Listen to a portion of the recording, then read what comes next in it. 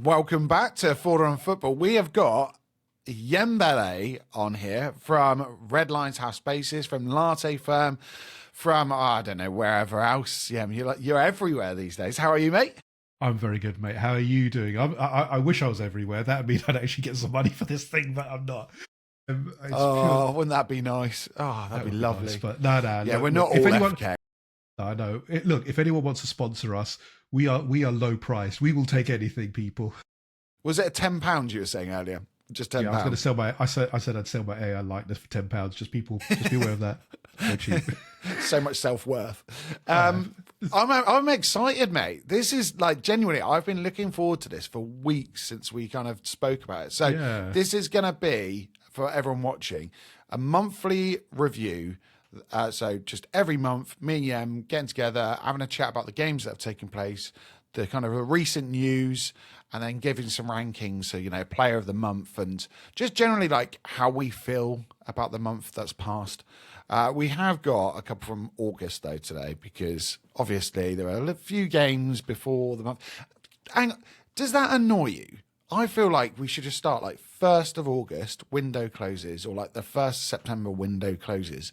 I think maybe that's just my like OCD coming out. I don't like that it's kind of uneven, that especially with clubs like Chelsea, etc., who have bought players right up to the last minute, and then you want to prepare. I think coaches don't like it either, because they want to prepare their squads for the start of the Premier League. They don't want to deal with new players, and because of contracts and the usual goings on. Alexander Isak's a perfect one. Look at Isak is obviously very unfit at the moment, and you can tell in some of his performances, because obviously this has dragged on till the last minute, because that's the game that was played. It's the window. It's. I mean, the thing is, it's aligned with Europe, isn't it? That's the problem. So until all of Europe aligns on start of season, which they won't, because obviously there's different seasons and different breaks and things, different breaks, etc. They won't do that. So I don't think it will change. I'd be very surprised if it does, but it is what it is. I mean, that's the system, and we're going to have to just live with it. I think, for Arsenal, I think it was good that we weren't really doing much at the end. We knew who was coming at the last minute of the window, which was Pierre Nketiah, and it didn't really affect us that much, because he's going to be a great player. I think he's a really good player, and I think he's a good addition once he's fit. Please, we'll get into that later. Yeah, but when you're not buying the bulk of your players like we did, do you remember we had a window where we bought like 4 players? I think it was after the 8-2. We bought like a load of players in one win in that last minute. It doesn't do any good for your kind of. Was that the summer we had Arteta come in? Yes, that was the one. Wasn't it? Yeah. So we had Per Mertesacker, Arteta, Andre Santos. There was a couple of them who came at the same time, and bring him up again. Oh my word! He was a cult hero in some senses. He's mad as hell. He's mad. It's like I don't know if he is. But you don't want that kind of thing. And I think actually, again, we'll talk about it. But Andrea Berta has got it spot on. Every part of his remit he has done to a T. I'm so impressed with him, and we can talk about that, because I just think it's such a big talking point given what's happened recently as well. But yeah, look, I'm glad that we got our business done early-ish. We knew what the last minute signing was. It wasn't like last year, Sterling at the last minute. Oh, jeez. Stinker. It's so nice that we've moved away from all of that. Yeah, we got a proper look. Edu, I have critiques about Edu, but I respect him that he took us from one point to another point, and he did well in certain things. But I'm seeing levels. I'm seeing different levels in my sporting director. I think Arsenal fans are seeing different levels. You're seeing what's happening at Nottingham Forest, and you're seeing what's happening at Arsenal. Arsenal, bang, bang, bang, bang, bang. Job done. Job done, business done, and we keep and the first team's unaffected. Nottingham Forest, look, it's what 15 players, etc. But again, look, it's horses for courses. We would have stuck with Edu if he wanted to stay, but once you bring in quality that is like Andrea Berta, it's a revelation to me personally. I find, and I think most Arsenal fans would say he's a different level. I completely agree, and it's for me as well.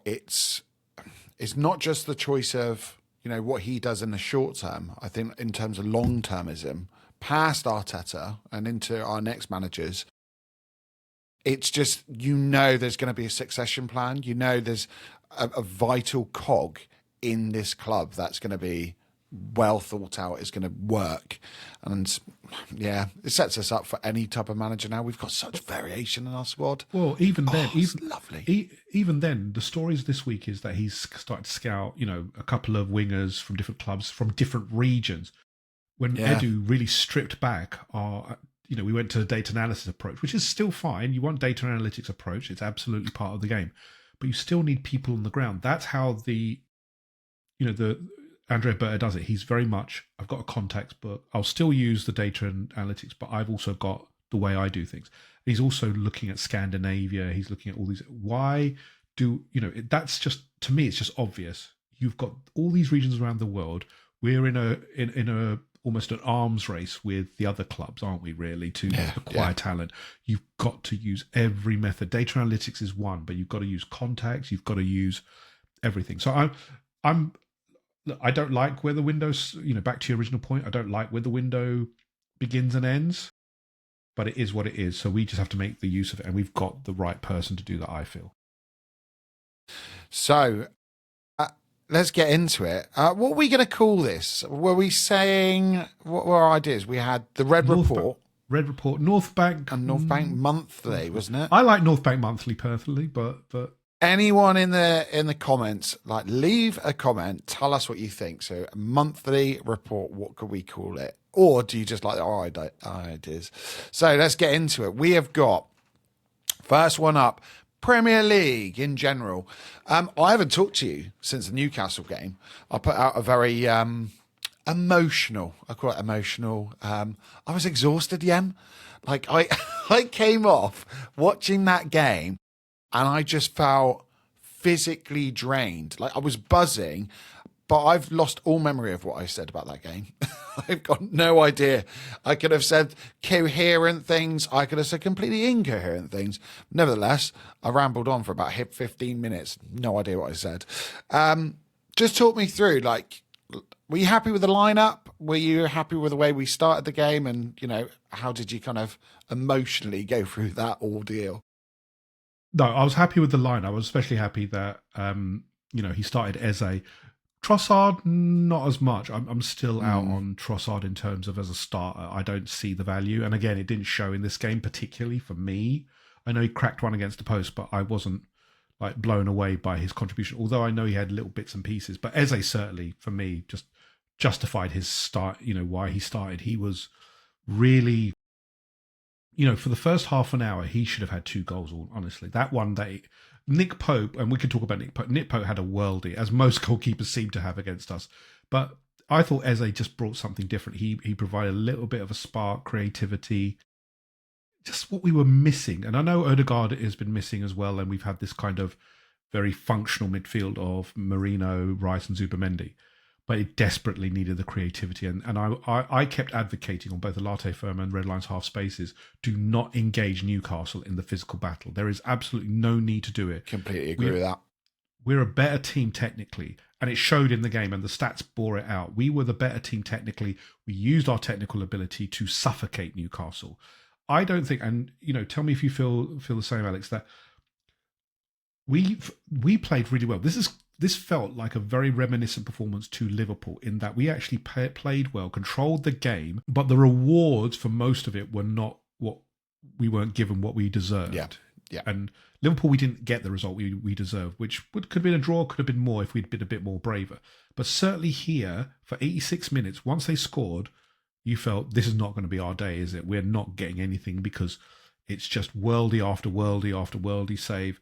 But then obviously, I'm really happy with how the boys responded. They put the pressure on to Newcastle, got the first goal, but didn't say, that's it, we'll settle at that. I loved how Declan Rice went, come on, back to the centre. Loved the attitude. We can get it. Because 10 minutes on the clock, what do? If you want to be champions, you press on. You don't just accept the point. Even at Newcastle, you could tell, and tell me if you feel otherwise. They were on the ropes. And when you're on the ropes, you've got to go for it. You've got to really, press the issue, because otherwise, it would have been, that feeling of we hadn't done enough. So yeah, I just thought that it was a deserved win, because the way we played, we were, we deserved that win. We were, the better team by miles. But it was, in terms of the game, again, I was deeply frustrated because, again, I was going, when they scored the goal against the run of play, they had nothing in the game. It just felt like Groundhog Day. I think it shows the mental fortitude of our team, because me personally, I just felt like, oh, here we go again. We're at St James's Park. We've, dominated them. We've played very good football, and we're going to lose 1-0. Like I predicted, do you know what? I predicted with Rockles on the Rockles podcast that it would be 2-1. I was so pleased. Like when that goal went in, I thought to myself, oh, come on, get a 2-1. I love that. But like for them to not drop their heads that far in the game and to continue with the pressing that they had and the players that came on, oh my gosh, like Odegaard, that is what I've been like wanting for so long, like a true captain's performance. He's not, your atypical captain that's going to shout at players and he's going to, physically grab players and move them around the pitch. But my word, was he fantastic. Some of the passes that he was putting out and the way he was receiving the ball and, picking up different positions, it was amazing. And Declan Rice, I've got his stats here because I know you just mentioned him. 105 touches, first. 25 passes completed, first.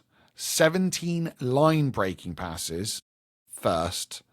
260 metres he carried the ball, first on the pitch. And 11.3 kilometres covered. Like, obviously, again, first. Just like complete performance. And at the beginning of the game, I felt that Zubimendi was the one that was kind of controlling the tempo and dictating play.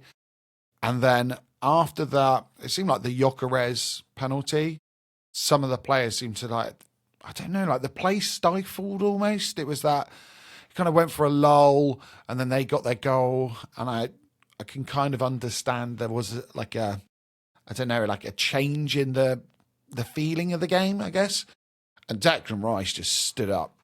It was unbelievable from him. Ooh. Him and Urian Timber were fantastic in that game. I think for Rice, when I was watching the game, the commentary was actually quite accurate in that they were saying Rice needs to be freed up to get forward and actually start to influence the game. And that's what he did in the second half, that I thought he actually started to influence it going more forward. In the first half, we played the double pivot effectively. And I thought once they scored their goal, I think Arteta just said, look, just let it go. Get him up the pitch, let him play. And that's what you need. Declan Rice is more than number 6. We've seen that now. He's more than number 6. He will offer you more than that. Zubimendi is your number 6. Yeah. We can identify that. And Rice can play that role. He's defensively very solid, but he has the engine to not need to play that direct role. He can get forward. He's got the passing ability in terms of long range passes. One criticism I have of Declan Rice, and it's nothing he can control himself, is that his first touch and pass is not the best. It's not like a Zubimendi where it's very smooth. It's a little clunky, but once he gets his range, he can start finding those long range passes. That's the difference. And again, he is world class because of those, that and so much more. And obviously in that, as you mentioned, Alex, in that second half, he just absolutely was everywhere. Defending, his set pieces as well. Look, his set pieces have been phenomenal for about a year almost. He'll probably lead the set piece chart almost through just taking corners and getting scores, because that's what he does. Look, he said in an interview recently, he didn't come here to be a set piece specialist. He didn't think he was that good enough to do that. It was Arteta and the coaching staff who recognised it. So credit to Arteta for definitely adding another weapon to Declan Rice. So much so that free kicks, set pieces, all of this, you think, yeah, Declan's the one. You Why is it taken England so long to let him take them as well? Because he had been taking them for a long period for Arsenal, and just on the money every single time. Like, I know we're not going to score from every single corner or every single free kick they puts in, but I feel like we might. It's that almost inevitability that if he gets enough, we're going to get one. And I just sometimes feel like, why on earth do England not keep the same, the same set piece takers, or not look at certain relationships? Sometimes it's nice that he is now, and I'm watching going, okay, he's getting the credit he deserves. And I feel that sometimes, not just with that, on free kicks, the players that score the goals usually get the direct free kick takers. I think it's so important having someone that's able to put those balls into the box from dangerous positions as well, because he is. Is there a better deliverer of the ball from set pieces in world football right now? Because I don't think there are in the Premier League. I don't think consistently there is, because that's what the true, set piece takers are, consistent.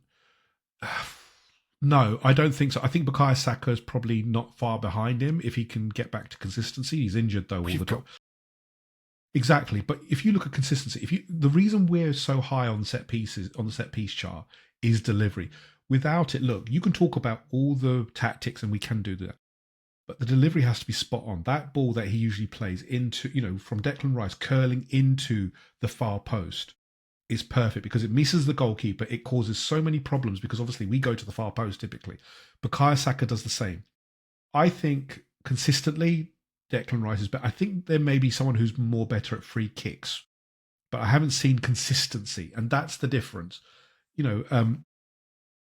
Very rarely. I think free kicks are a bit of a lost art now, aren't they? Really, they are.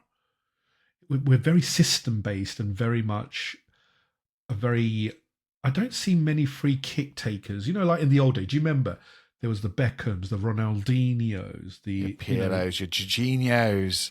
It was like an art form. It was an art form almost in our days. Obviously. Do you remember like Real Madrid? I can always remember Real Madrid having a free kick, and you go, oh, who is going to take this? Is it Zidane? Yeah, because you've got Figo, Zidane. Carlos, Beckham. It's unbelievable. Even like Raul could take a free kick, and he's just looking, going, "Nah, there's no point of stepping up with that line. There's no point." But that's the perfect point, Alex. That the art form is slightly lost now in terms of. I don't see that many free kicks. You see it a few times, but it used to be very regular in terms of you had those expert free kick takers. Maybe it's me not seeing it enough, but I just think that it's a little bit lost. Declan obviously has got two, and we've also got, you've got Eze who can take a free kick as well. Yeah. That was the last one, which should have been allowed, but obviously PGMOL gets involved again, and we'll talk about that one as well. Really? That doesn't sound like them. It really doesn't. The PGMOL are a fact. Look, Alex, here's my speech right now. The PGMOL are a very, very good organisation that are completely transparent and have no issues at all, and are completely of a talent pool that is very deep and very well educated. They do not make mistakes, and they do not gaslight or incite any club at all. I will leave it at that, and people can make their own judgments in terms of what if I actually meant it or not. But again, Declan I thought was just superb in that Newcastle before. I think generally across the board there was some superb performance. Actually, I'm trying to think anyone. Calafiori probably didn't have his greatest game in terms of he's been better. No, I'd agree with that. It felt like almost like a game, ironically, for Hincapié. Someone that can. Although, especially with the Trossard choice, I feel that. There's got to be. I understand like he's very efficient at what he does, and I had previously said in the preview that having inverted wingers might be the way forward. I thought Odegaard would probably start.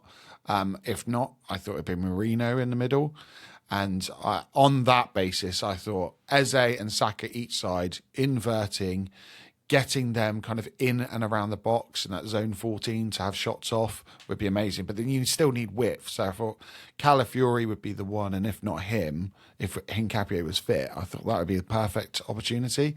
But, the system changed as they went to the 10, and Calafiori on that one wasn't his best game, but I don't think anyone played particularly poor in the game. No, I don't think anyone had a poor game. I think I'm nitpicking at Calafiori because he's been so good. it wasn't his best. Again, I don't expect him to get 9s or 10s or 8s every week. If he gets 6s or 7s, I'm fine with that as long as he's not having stinkers. But again, I don't think Newcastle did anything particularly that made me think, oh, there hasn't been a bad, I think obviously the one person you can probably level, and this is so bad because I don't think it's like a major thing, is obviously Mosquera. Unfortunately he gave away the chance, tanked it a little bit, probably had his worst game, and that's not really a bad game. He still had a decent game. It's just unfortunately that he shanked it, looked a little bit nervous. It was a big game, big atmosphere, different from what he's experienced. Probably the most hostile atmosphere he's probably experienced. St James Park is not easy. We all know that. It's designed to be a cold room. So I guess at Anfield, almost, I know he doesn't get the preparation for the game, but coming on just suddenly almost takes away that whole... Exactly. Because in his thought process prior to that game must be, I'm not getting on the pitch today. It's Anfield against the champions. Why on earth were they going to take off Saliba? And then within a couple of minutes, was it about 4 minutes, I think? He's on the pitch. You're in. But even then, if I compare Anfield and St James Park is much more hostile, I find. Yeah. I think Anfield is still a very intimidating environment, but not as much as St James's. St James's goes all out. 4:30 Sunday late game. The Geordies are always up for it, and they always are. And our fans are up in the heavens as well, so far away. It's a design. Do you know what? I get very frustrated with that kind of thing because I don't like how we can't do it because we've been too nice. Again, we're too nice a club because what happens? We give them a whole section right next to our fans. We should be putting them up in the heavens as well. Look, yeah, we should. Really, club, look. You want your fans there, but FA rules. But obviously Newcastle, especially go Champions League. Some of those grounds are. But for some reason we can't do it. But for other clubs, so they give this whole safety reason, for doing that. I find that a bit galling, but it is what it is. But yeah, I mean, again, Mosquera, it's a very nitpicky thing because unfortunately he's a young boy and he did look a little bit flustered. But again, it doesn't mean that I'm not going to put him in for Olympiacos. I think he actually should start the Olympiacos game. Yeah, I'd agree with that. I think he's still he's such a good defender, and he needs more experience. Look, he went to an intimidating atmosphere, but again, to your point, Alex, no one had a bad game. I just think that Newcastle had a goalkeeper in world class form, and we couldn't. And it just took ages to break them down. We were still the better side by a mile. Look at the stats: 67% possession to 33% possession, 20 shots on goal to their 8.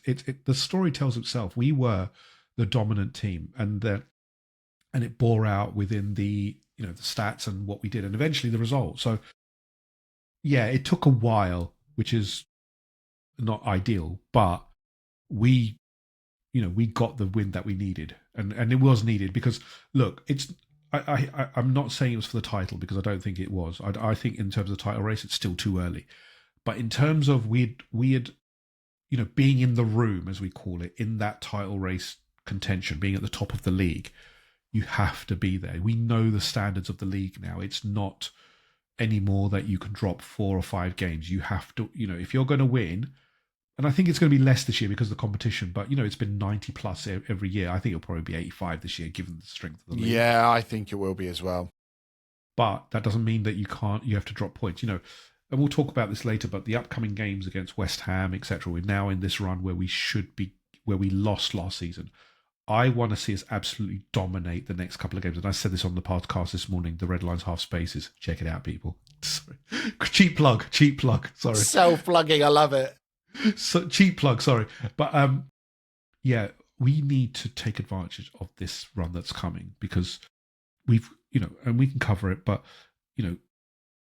we've done the hard work now. It's been a hard slog for this, and we'll cover that. But you've got to take advantage because obviously our rivals we're now in touching distance. So yeah, I was happy with that. The swing. We could have possibly had an 8-point swing by the end of the weekend. It turned out to be a 2-point advantage now to Liverpool, which is nothing in the title race because they've got some tougher fixtures coming. Their schedule starts now. We've had a very tough fixture list so far, but look, it's not going to. I don't take anything for granted. St James's Park proved it. We will have to give everything. But as you said, Alex, the difference is the quality you can bring on, and the quality still to come back, because we missed Havertz. Havertz is a big one, because I think Havertz being there as an option to start or to come on changes a lot of things. Because, I like Victor Gyökeres. I think there's things, I'm seeing things that I like about him. But I think, for example, in the Man City game, he wouldn't have started. I think it would have been a Havertz game, and we probably would have won. Liverpool as well. But the West Hams, the certain games, he will do well. And actually, I thought against Newcastle, I thought he had a very good game, actually, because I thought he was occupying defenders, physically matching up with them, and he should have scored, actually, when he had that shot on goal, but he slipped. But he was causing problems, and they knew he was a problem, and he was passing the ball off well. I thought it was probably his best game without him scoring a goal. I mean, what did you think? I think that's his best Premier League game. It's probably, to be fair, his best game in general. I think the two cup games where we've seen his best performances as well. So Port Vale, I mean, it is Port Vale, and I know he wasn't on for very long, but nevertheless, I felt that he really showed what he's about. And again, against Athletic Club, I think he was really good there as well. That's going to be his bread and butter, the Champions League, where teams are much more confident in the way they play. They're going to open up. They're going to go for it. And I think he'll get chances. Yeah. No, I think so. I think, but look, the fact is we're 2 points better off now this season from last year's total. Away at St James's, we got the win. Move on, and we have to consolidate now. That's the big thing. So yeah, really happy with the result. Elated over the weekend. When we scored that goal, I literally jumped out of my seat. I couldn't, I think it was mad, wasn't it? It was just absolutely bonkers. Oh, yeah. It's the best feeling. Last minute goals, there is no better feeling. There is absolutely no better feeling in football than a last minute winner. Unless you're Victor Gyökeres, because a hat trick's always better. Let's move on to the other kind of fixtures. We'll quickly go through those results. So, Man City 1-1. Just in general, how did you feel about it, mate? 45 minutes wasted. My take on it, we should have won that game, but we wasted the first 45 minutes by playing a stodgy midfield. If you'd started the same midfield that started Newcastle, and there may be some debate over it, I think we would have won the game. Personally, I just think we had the opportunity to take it to City, and we didn't. We tried to match them up, and it really didn't need to be, because I thought City weren't that special in that game. And they played 5-5-0 at the end. I've never seen that from Pep. It was bonkers. It was absolutely mad. And I know some people will argue and go, well, the amount of possession you had was allowed by City. When you're taking off Haaland and then you're literally going in two banks of five, that's something different. I've never seen Pep do that, ever, for any team. It was madness. Even if he's got a player sent off, he tries to play his way. He sticks to his principles. And from the off, he really, he just stayed completely away from them. I think the one other kind of little, subplot for me with that game was that it felt that with the Haaland goal, you could see, although it took time, City now understand how to play with him. And they seem to be a completely different size than they were when he first joined. They've moved away from that possession-based style. They've got a lot more kind of transitional players and power midfielders and things. But when I looked at Gyökeres in that game, I felt like we haven't learnt how to use him yet. And it was a prime example, especially with Mourinho in there, that you just release the ball. Just try and find him. I'd agree with you. But yeah, 45 minutes wasted, unfortunately. And I mean, the other thing I guess you could say is we've got a squad, though, because Martinelli comes up at the end, and what a finish that is over Donnarumma as well, who is... Oh, yeah, Donnarumma not a as well. short keeper. Another worldie, wasn't it? It was another person having a worldie at that point. It's Donnarumma. It's so frustrating because Donnarumma last year in the PSG game obviously didn't do it. But no, Martinelli with a great finish, hooking it over him, just lobbing the keeper almost. It's that kind of, the ball over the top. Eze providing the the ball over the top. Martinelli doing from deep as well. We're always talking about him getting in those pockets. from deep. An unbelievable pass, that is. But it's just a difference. It's just something nice. It's different, isn't it? You're being a bit more direct. Look, I'm not saying our game is completely direct, but you just got to do things differently because you have to have different weapons in your thing. And that's what Eze does. Look, I love Martin Odegaard. Martin Odegaard is the captain, the metronome. But he's not necessarily what Eze does. Eze is a kind of a free spirit who will do things differently. He will do those over the top passes. He will do something different. He will have a crack at goal. Again, it's not a slight on Odegaard. That's who he is. He's a different player, but you need Eze there just to do something completely different because he definitely will give you something different. His ability allows that, and he allows it to see that, that run and the ball over the top. I don't think any other player would have done it necessarily. Yeah, I'd agree with that. Forest, 3-0. I felt like this, ironically, I know it's not the 5-0, but this was the one that gave like the most positivity. Like I after that game, it felt very much like, oh, okay, our strikers scored. We've got, we had that absolute worldie from Zubimendi. There was real good, like just a feel good factor. It's so funny how football can just flip flop, and just change your emotions so quickly. And against Man City, I felt really deflated. I real missed the opportunity. Against Newcastle, it was like, yes, we finally got over that hurdle of St James's Park, and we've, late winner, amazing feeling. And then Nottingham Forest, completely different feeling again of we've absolutely dominated this team. It's nice to get a win over Edu. I'm not a massive fan of the Nottingham Forest. Can I call him an owner? Does he count as an owner now? What's his special... they're the good investor, friends. Yeah, obviously he's the investor, isn't he? He's the owner. We all know who owns Forest. It's divested. He's obviously put in a blind trust, but we know who owns the club and owns the group. Gibbs White certainly knows who it is. Obviously, he definitely knows in that video. Yes, Mr. Marinakis. I've never seen someone so scared in a video of. It's mad. That's going to do the rounds for years. Football, what a game! Yeah, just in general, that game, mate. It's good to get the win. I think we caught them at the perfect moment where the transition between obviously Nuno and to Ange Postecoglou. I was trying to remember his first name because obviously it's a nothing. It's big, team. Isn't it? It's just big. Ange. I think we just caught a big. I think we caught them at the right moment, and I think we're still seeing the struggles of Nottingham Forest. They're struggling. He's struggling with the identity. I think it was just look in my estimation, and we spoke to Tom Kent about this. It was a stupid move. You don't take out a winning manager who's got you to the Europa League. I know he really put his foot in it. But to do it from one extreme to the other, where you're playing pragmatic football and counter-attack, to someone who plays a high line and pressing football, you don't have the players for that. Nottingham Forest are not a pressing team who could play the high line, and it's going to take, another 2 transfer windows to do it? And it just feels like when you're looking at, okay, which manager is going to give me the best with my players that I've got here? Ange, unfortunately, to me, is not that one because, again, you could have looked at, other managers. It's kind of like what's happening with West Ham and, their previous manager. It just feels like you went one way to try and get one kind of playing style. You lost, and then, with Graham Potter, it was the case of he was a very much attacking, forward-thinking manager. But West Ham are not that team. They're not designed as that. They're designed as a pragmatic team, and that's probably why Nuno will probably do well there.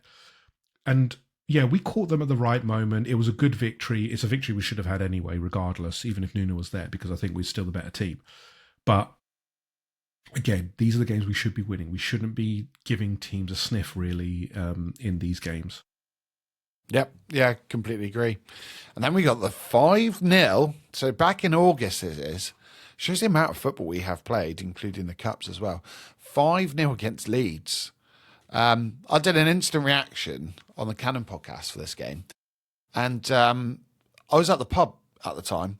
So I was sat down, just enjoying the game when I got a text message saying, "You can come on, could you, and do an instant reaction?" Luckily, I mean, I say the pub, it's the football club that my son plays for. So it was at their bar, and it's just around the corner. So it's like, right, quick dash around, get back for the instant reaction. And it was 92-ish minutes. I was like, right, I'll leave now. I'll quickly get back.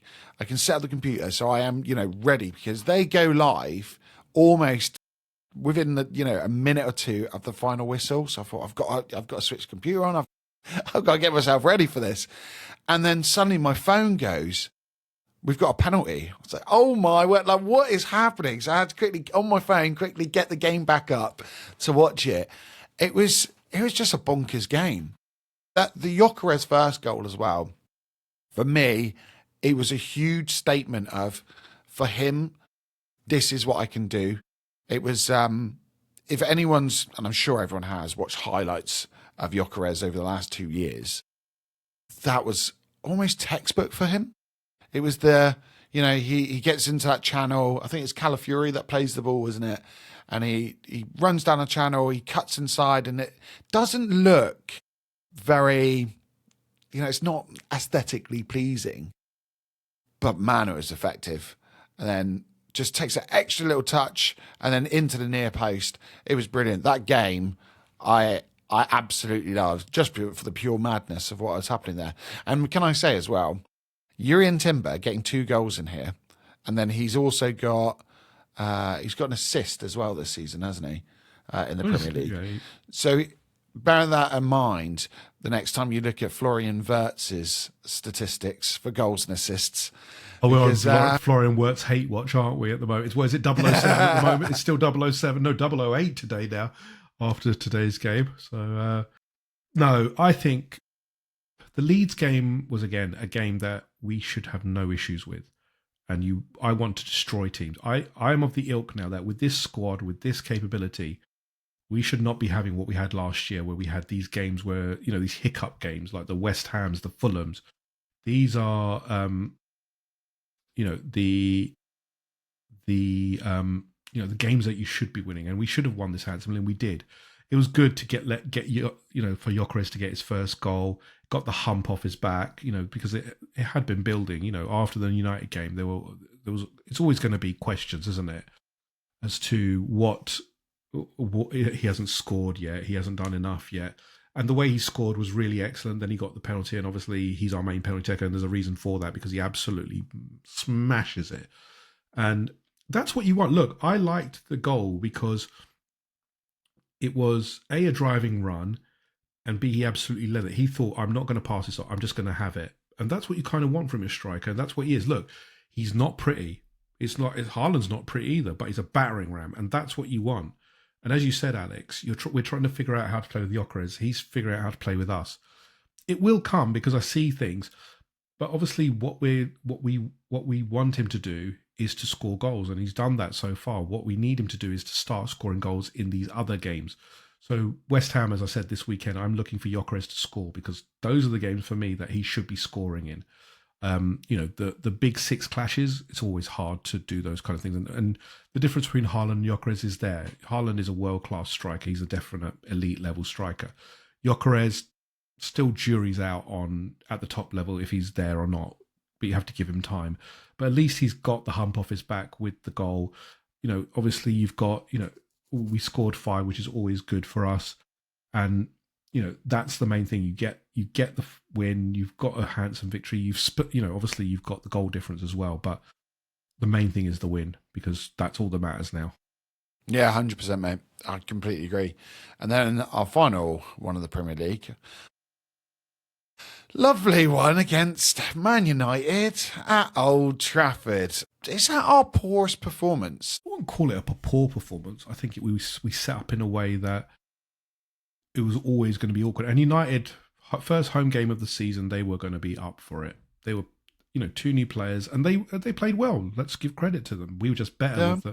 We were better defensively. So I don't mind seeing that performance. If they had won, I would have been aggrieved, because I think we could have done better. But I don't mind that we ground out a result and got it through Calafiori. It's just that, it's horses for course. You need to have different ways to win games. It's United at Old Trafford, first game of the season, was always going to be tough. I find this galling that people think that we automatically go to United and turn them over. When have we done that? When was the last time we turned United over properly at Old Trafford? I don't think we ever have. No, I can't recall. It's always been by 1 or 2 goals. It's never been, 4 or 5. It's a tough place to go.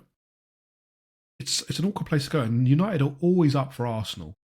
Make no mistake about it. No matter what state they're in, they will give an extra 10% against Arsenal. And getting a win at Old Trafford, good for me. I take 3 points. Again, I'm like what I just said just now. 3 points is the only thing I care about. And in a way at Old Trafford, years gone by, we'd have lost that. Well, we drew that last year. These grounds that we go to, Etihad, St James's Park, getting a win there, bonus is a pure. Getting a win at Old Trafford, that's what you want. Look, we didn't win at Anfield. I think that was missing actually. The Anfield. Oh, yeah. So we'll have to let's How talk is about that that missing? in a second. That's so bizarre. We've erased it from our minds. Yeah, but look, again, you go away to one of the. It's not a big six anymore, but it's still a rival. They still think they are a big club. Where they are is a different matter anymore. But it's still a win, and you ground out the result. And I don't particularly care how we get these points. It's just that we get these points. But onto the with the Liverpool game. Look, again, we should. I feel that like the Newcastle game, this was one that we controlled the game. We were the better team. But in the end, there was, Waleed said it best as well when we did our review. He said that Liverpool, we don't have those moment makers necessarily in our team yet, or we haven't had enough of it. Whereas Liverpool do, and Liverpool are a chaotic team by nature. That's how they thrive. They thrive on being chaotic and disrupting other teams. And we don't do that. We're very much a system-based, patient team, sometimes to our own detriment. But again, we conceded a goal to an absolute world-class free kick that no one would have. I don't think any keeper would have saved that with the way it smashed into the top corner. And you just have to hold your hands up and say that was amazing. It was. Was it a deserved victory for Liverpool? No. But have Liverpool deserved all their victories this season? No, they haven't. But they've won it. They didn't deserve. Against Palace. If they'd won against Palace, I would have felt really. If I was a Palace fan, I would have been really aggrieved because we should have been. They should have been 3 or 4 ahead. But again, champions find a way, and they did it against us. Wasn't ideal. I think we could have gone stronger. In terms of attacking form to really go against their. But Arteta doesn't like to do it in certain games. Fair enough. He's the manager. He set it up, and he had to live with that. The loss. But again, the loss was down to a spectacular moment, not anything else. Not for, anything that we did. That we just conceded a silly free kick, and they took advantage. The optics have changed this year, I find as well. I think if possibly last year or the year prior to that. If we played the same team, I don't think anyone would be complaining. People would be going, okay, I understand why. Arteta knows our record at Anfield. He knows we've got to shore up that midfield. We've got to be solid, at least for the first 45. And this year, I feel as a fan base, the expectation is different now. With Berta coming in, with the players that have come in with him, the fact that our squad has grown in number and in quality, people are looking at it going, oh, come on. Like, we're expecting now. And there is, like, for me personally, I looked at it and there was a feeling of, maybe not so much in that game, definitely the City game. When are we going to act like we are champions elect? When are we going to start going, actually, we're not going to set up just to stifle other teams and just to look at their weaknesses. When are we going to start going, actually, let's play to our own strengths. Let's put our best players on the pitch, so the best on-the-ball players on the pitch, and let them be free. And that's the one thing I loved about the Newcastle game. The fact that you had players like Eze, and previously I would have thought he's going to go on the left. But, Arteta's not going to put him in the middle. He's not going to trust him there. And, he proved me wrong. So it's nice to see that evolution over time as well. So since the beginning of the season till now, there's only, a month and a half? There's been an evolution of Arteta and what he's willing to do as well. I think it sends a statement out to the rest of the Premier League. I think for Liverpool, them coming to us next, they're going to be thinking, hang on a minute, let's have a look at all the players that Arsenal are missing. It's essentially our spine and our best players. Let's look at how we beat them and how we played against them. It's not great reading from them from that perspective, even though they got the points at the end. So I'm excited about that game. I'm really looking forward to getting them over towards us because I think we can, I have no doubt we can beat them, but I think we can take them apart. If we get, if we play our absolute best and we have things, our rub of the green with certain things and, Alisson doesn't have a worldy day, which no doubt will happen with goalkeepers, as we've seen in the past. Just, right, if anyone's ever going to scout a keeper, don't look at their performances against Arsenal because that's not a good indicator of how good they are. All right? I think with Alisson, it's slightly different. I think he is a Alisson's top. Yeah, he's unbelievable. But we can definitely do him. We can do him. I think with most teams we can. I get. I think you're absolutely right. St James's Park, he changed the tactics. I don't think it's a transition. I think he'll still set up differently. I think he will to a certain extent. He can't, certain principles. Yeah, but look, at least he was willing to push forward, and I think hopefully it showed that he can still maintain control because Arteta is all about the stats, control, shots, etc. If we're winning in those stats, then his view is we won the game. But obviously we did that without having that stodgy midfield, and obviously Marino, etc., coming on changed the game. There's nothing wrong with them in a personnel sense. They're good players. But in terms of when you set up a midfield with Zubimendi, Rice and Marino, you're ultimately sending a signal that, for example, for Liverpool, could step up 10 metres because they, not 10 metres, 10 feet, just because they know that you're not going to have someone who can connect towards the front line. And that's the difference. That's what we're all crying for is that, look, we are a big team now, and the expectation has risen for a reason because we have the deepest squad in the Premier League. Even within the injuries that we've got, we're still stacked. You look at that bench; we couldn't even hold Ranieri this weekend. So when you think Havertz, Madueke are still to come, Hincapié is to come back, there are going to be games where we're going to have a stacked bench, but we still have quality players who are not going to make the squad. It's very refreshing because look, if we be honest, from that weekend subspec, let's take it as a moment in time. Havertz will certainly be in the squad somehow because he'll be the striker. Hincapié certainly because of his versatility. So then you're dropping two players, and I, for one, don't know who you drop because then you've got like a quality, solid outfitter like Norgard, for example. So it's going to be a big headache for Mikel. One that's absolutely welcome. But obviously, with that comes the pressure that you've been given these resources. You should be able to compete in the Premier League and to go far. I'm not saying, look, I expect that we should be looking to win the Premier League. But obviously, some very good arguments were made to me that we should be looking at winning every game. But it's a competitive league. Liverpool are very good. City are very good. So it's not a given.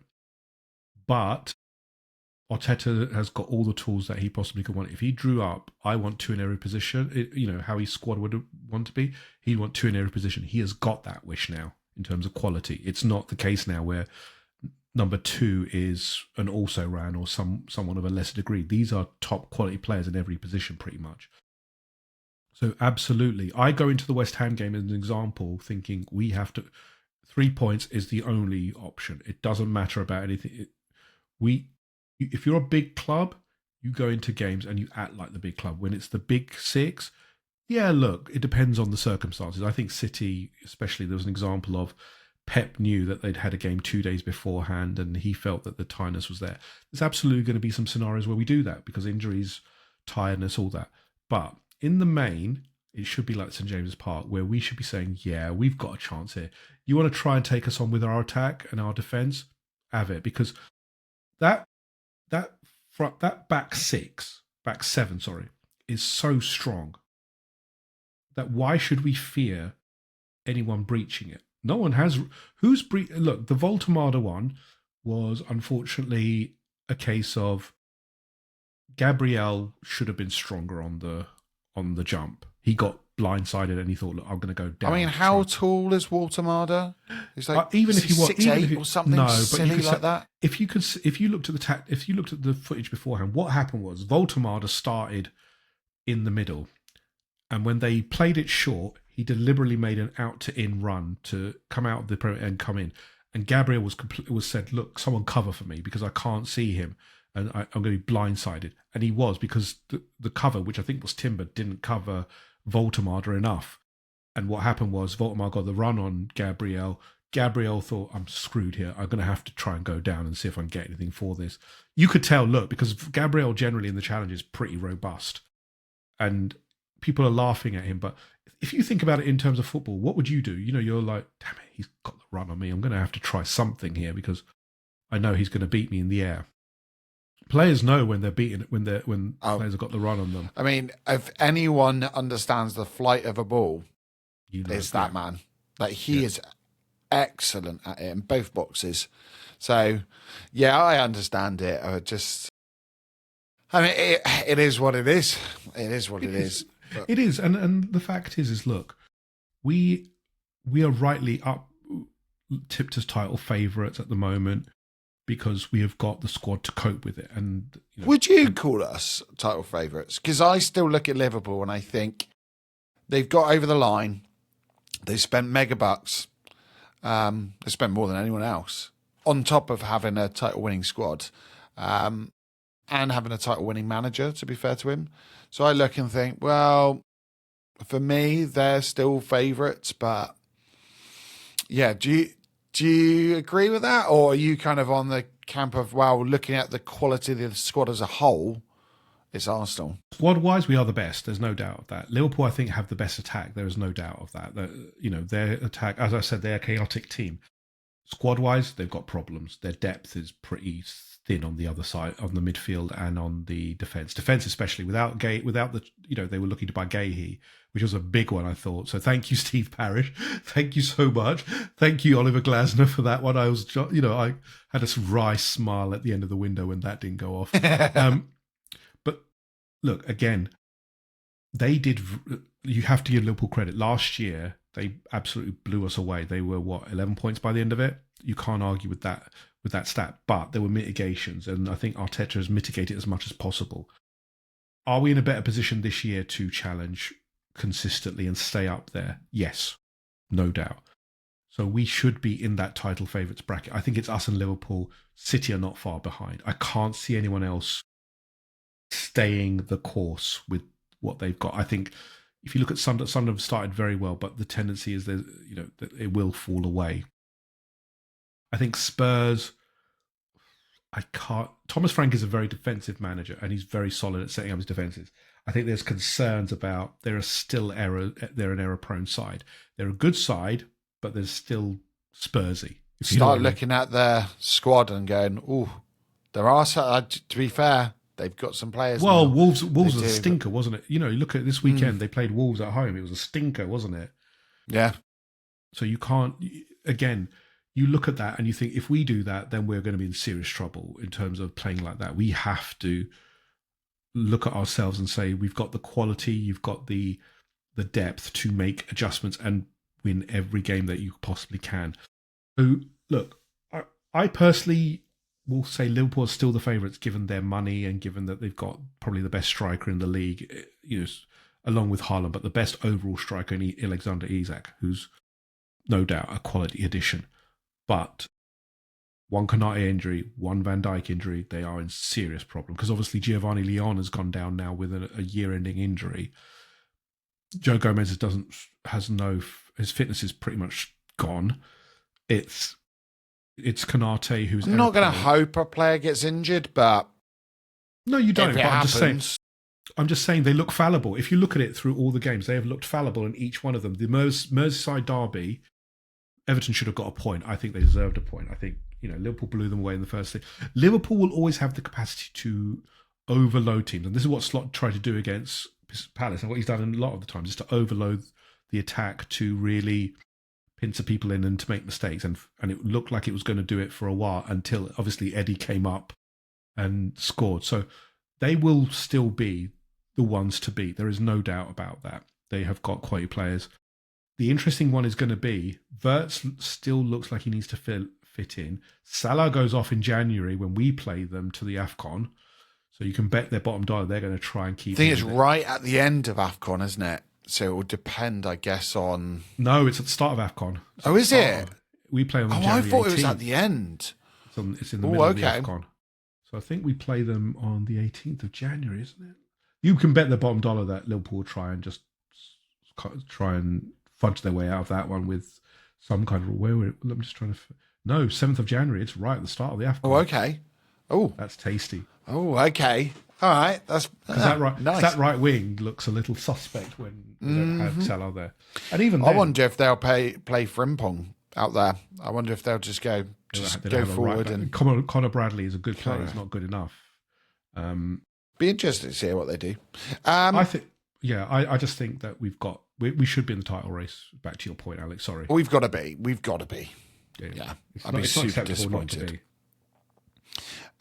Moving on from the Premier League, Champions League. Well, I mean, it feels like an eternity ago, this game. 2-0 victory. I wouldn't say it was smooth sailing against Athletic Club. And by the way, I don't know what's happened over here with this lettering. So that's Martinelli and Trossard. I don't know what's happened there. It was...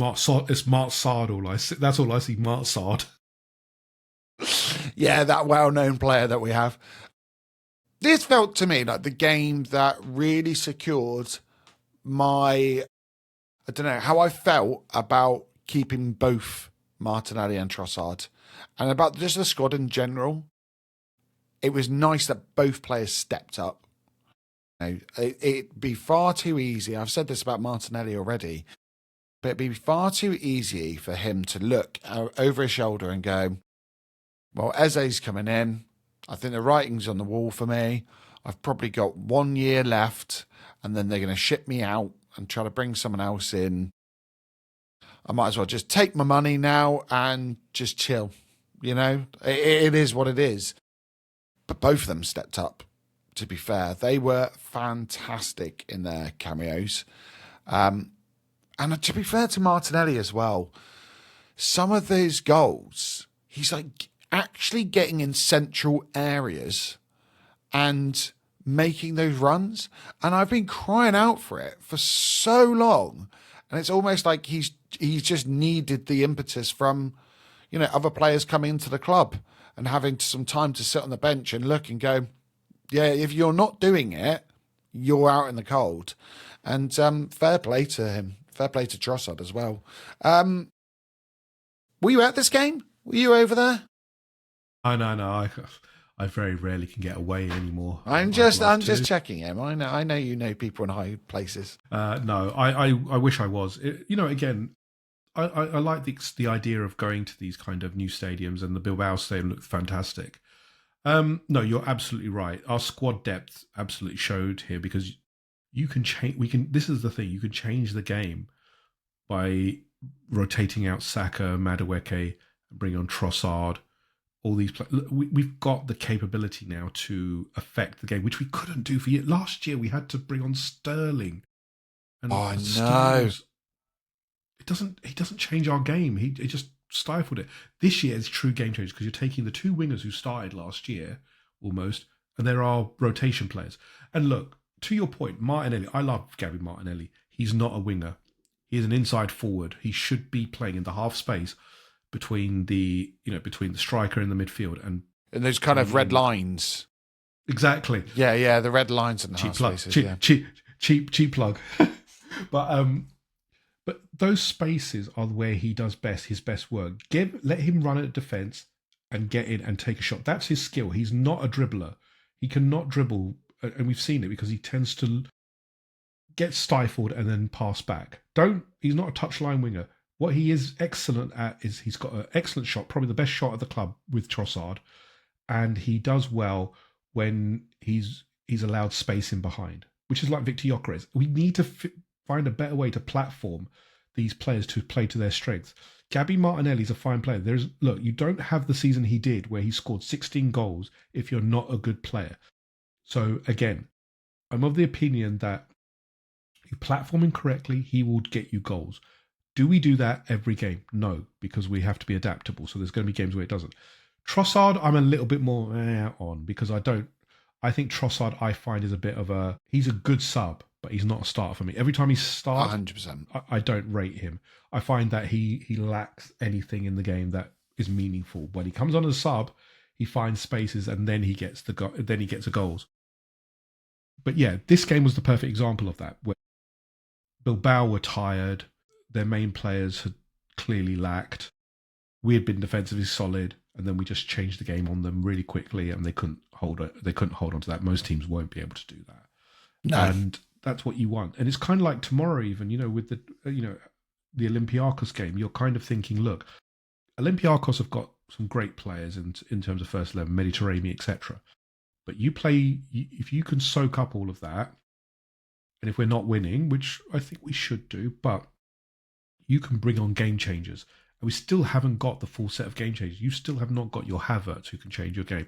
You've still not got Piero Nkapia. You've still not, you're not used Ethan Nwaneri properly yet. So there's opportunities there to change the game. And that's what we've lacked for so many years. It's so nice.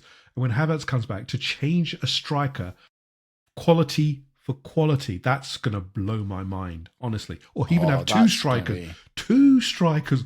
Can you imagine a two-striker system where we've actually got quality strikers up front? Well, to be fair, the Newcastle game, at times, Eze was being used, alongside Gyökeres.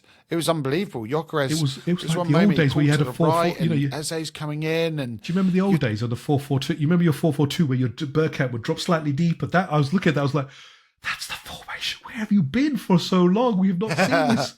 It's like the old centre forward formation, and you're dropping. So I think teams will start moving towards it. I genuinely do. There's some clubs that the way that their squad's built, I'm looking at it and going, I can see some of you moving towards this. But if we've got to throw the kitchen sink at something, having Havertz on there and Gyökeres on there. So tell me, look, even if you started with let's play the devil's advocate. Your primary starters in a normal game are Saka, Gyökeres, Eze on the wings, okay? But it's not going well. You change it out for either Madueke, Havertz, Trossard, Martinelli, or a mix of either of them. You're like going, Jesus. Even Max Dowman.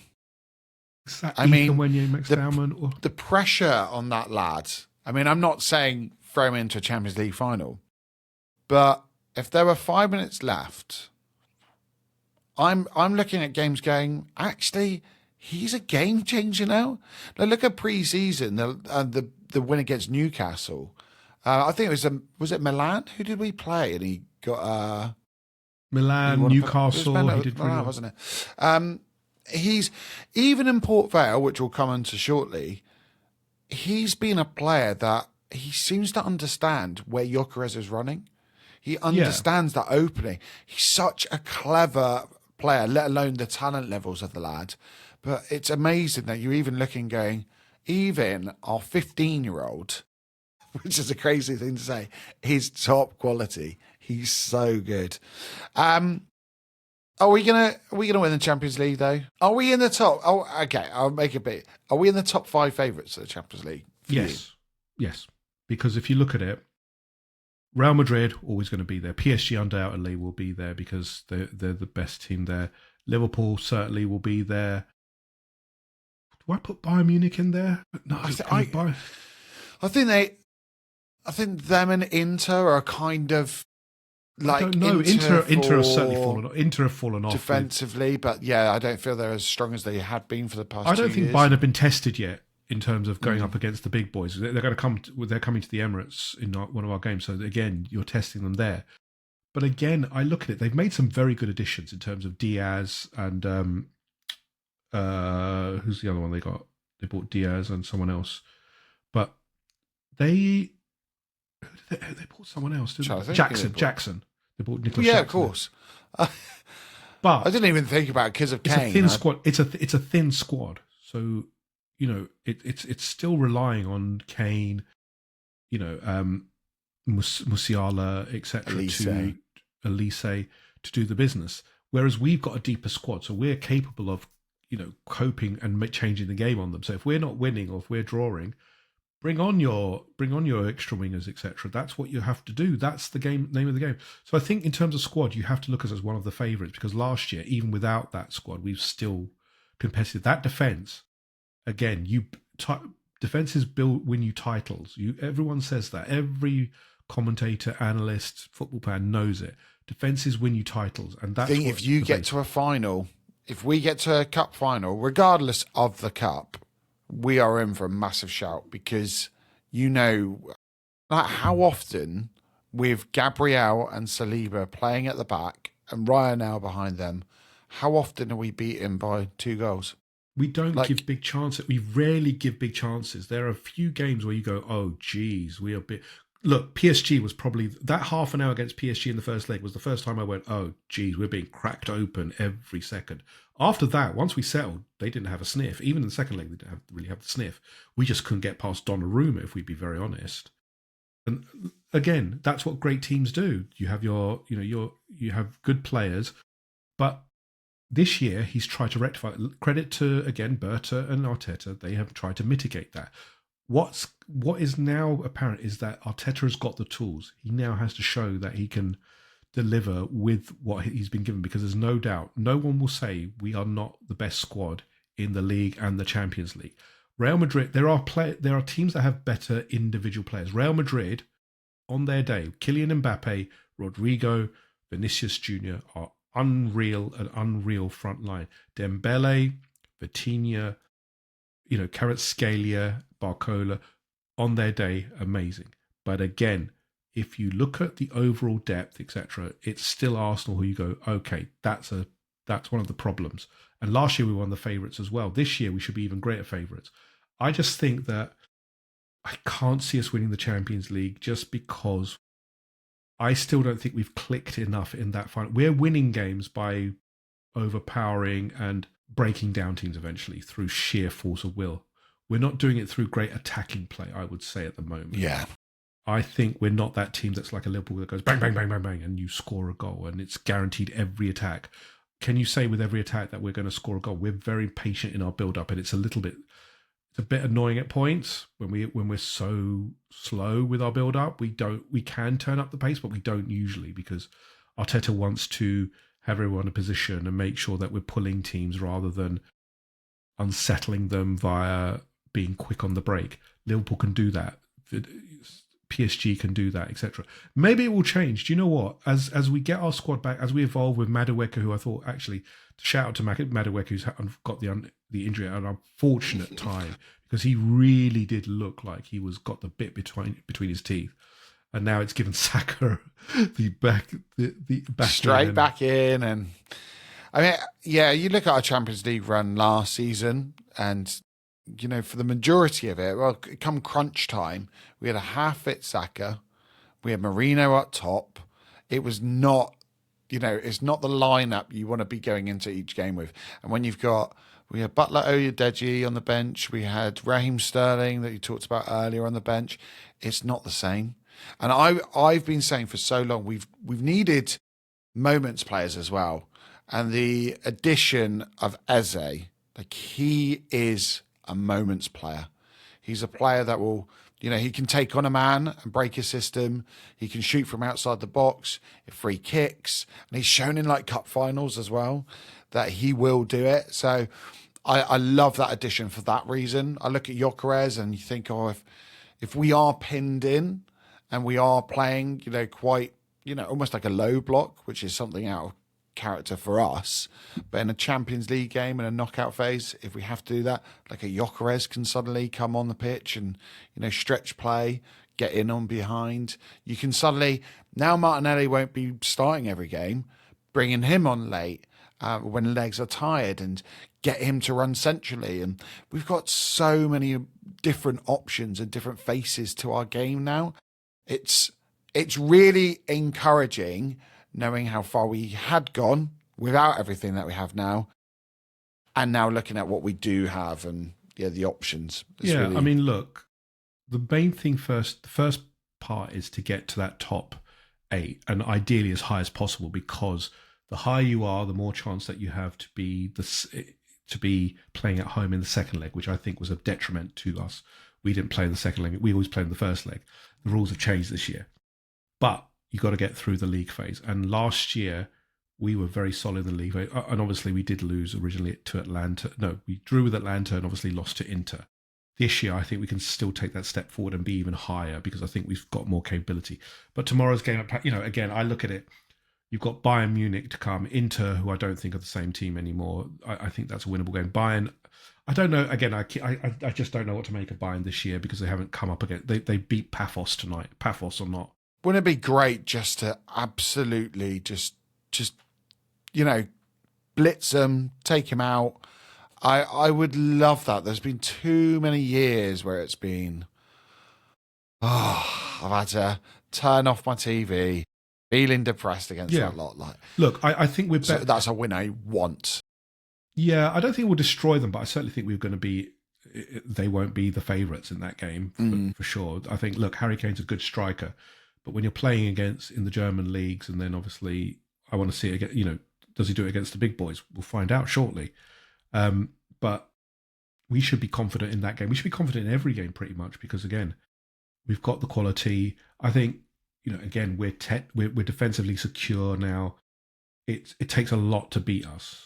If you look at that back line, it takes a lot to beat us now. So we should be confident. But again, the Champions League, once you get to that knockout phase, it really is a crapshoot in terms of is anybody's going to.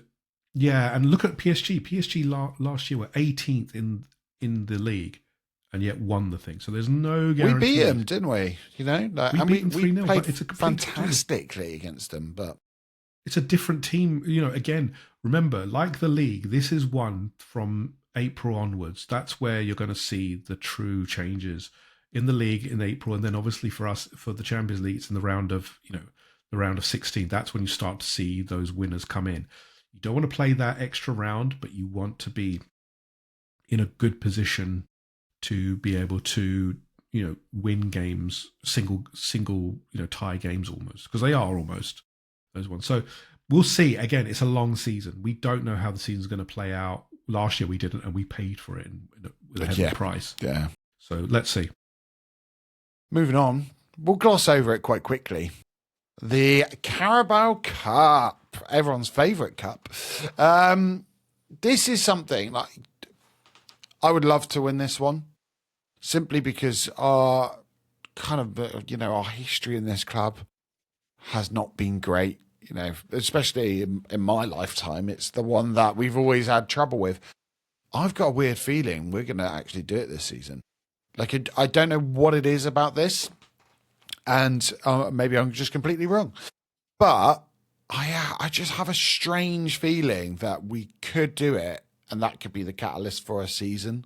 2-0 against Port Vale. I mean, are you surprised? No, it was, again, look, it's a cold night in Stoke on a Wednesday night. It definitely was. But we still had a very strong team out, even with the rotations that happened. And that's what you want. And that's what's kind of stifled us in the past. We won 2-0. Look, they made it difficult. Port Vale, credit to them. We got the first goal, but then afterwards they did really well to keep stifling us. And then obviously it just took the subs again changed the game. So good. And like you, look, I want to win this purely because it creates a winning habit. It's not my priority, and if I look at my priorities is still the Premier League and the Champions League. It's probably the bottom of my priorities, but You want to win. You want to win everything. City want to win everything. Liverpool want to win everything.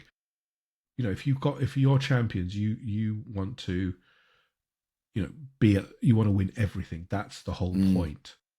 And then, we've got the squad to do it. Next game, obviously, in the fourth round is Brighton at home. Even though Brighton are a very good team, even if we rotate, I still think we should be strong enough to win it. I think Brighton are still struggling a little bit with who they are. They ship goals quite easily. They're very good attacking wise, but they ship goals quite easily as well. But we should be looking to win that. And as you said, Alex, yeah, I think we should be strong enough to go far in the competition and be looking to win it because, again, we haven't won it for a long time. So, yeah, absolutely. But good to start off with a win. We just need to keep it going, make sure the rotations, keep the players engaged, keep them fresh, try and avoid injuries. That's the key thing. 100%. Right, let's move on because I don't think anyone wants to talk about this cup too long. The only other news, so over the past month, we've had contracts, we've had some outgoings, and not player outgoings, and then injuries. Just quick thoughts. We'll get through this quite quickly, this segment. Contracts. How big is the Saliba contract, especially? Massive. It's a massive signing for 5 years as well, because what it does is it ties down one of the world's best defenders and probably will be the best defender in the world shortly to his peak years. And even if someone wants to buy him, it's going to cost a hell of a lot of money. So you look at, Real Madrid. Excuse me. If Real Madrid come calling for the next 5 years, they can't do anything but pay up 150 to 200 million pounds to get William Saliba. It's, again, it's just a massive signal to the rest of the Premier League that he believes in the project. Gabriel believes in the project. Miles Lewis-Skelly believes in it. Ethan Nwaneri believes in the project. Hopefully Bukayo Saka does. And then obviously there's a few more rumours of other contracts being done. But it's massive that we're getting these done and they're committing for long term. And I hope Bukayo's one is a long-term one as well, because that sends an even bigger statement. And that they believe in the project, they believe in what's been done. Saliba would not have signed this deal if, look, we all know he loves the club, but he's not a fool. He knows if he's going to win stuff here, and he wants to win stuff. We have to show it. And obviously Arteta said, look, this is the season we're going to do. We're on track, and he knows that as well. He doesn't just sign for, he's going to obviously get a very good wage rise. But that's not the be-all, end-all. He will win trophies wherever he goes, because if he goes to Real Madrid, he will definitely win trophies. He knows that he can win it with us, with Gabriel there, with him there, and he can change Arsenal history. At Real Madrid, no disrespect to Real Madrid, we're just another cog in the history of Real Madrid. At Arsenal, he will be a legend if he wins the title with us. I completely That's the agree difference, with that. and he wants to win. He's a real G. Like as he said on his video, I'm a real one. He said other people were running around their Barcelona and Real Madrid. So I'm a real G. I know which one. Mate, there's a good video of him actually today that came out. It might not have been today, but I saw it today regardless. And someone was interviewing him, and they put the question forward and talks about Trent. And Trent won the Premier League, and he's gone to Real Madrid. That they have that incredible pull. How come? And I thought that was so interesting that they were that blunt and basically said, "How come you've chosen Arsenal over Real Madrid?" Essentially, and he just said, "Well, yeah, Trent won the league. I've won nothing." And I thought, oh, that's so nice that his first thing is, I am not leaving this club, and it is not crossing my mind until I have got titles at this club. And not only does he want to win titles, that means that his expectation is that this team is going to go and win titles.